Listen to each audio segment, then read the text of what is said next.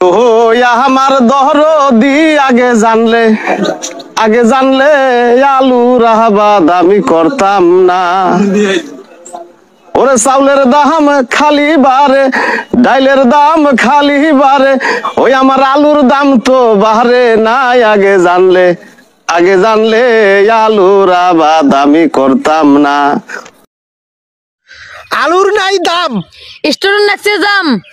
এখন এই আলু ঘুরি ধরে যাম বাড়ি নিয়ে গিয়ে সিদ্ধ করি খান, উশি খান, ডাল করি খান, ভাজি করি খান, ভর্তা করি খান, গোস্ত দিয়া খান, নাড়া করি খান, মাছত দিয়া খান, শুক্তে দিয়ে খান, বাইগুলো দিয়া খান, লাস্টে বাঁচিলে গরু বকরি খোয়ান।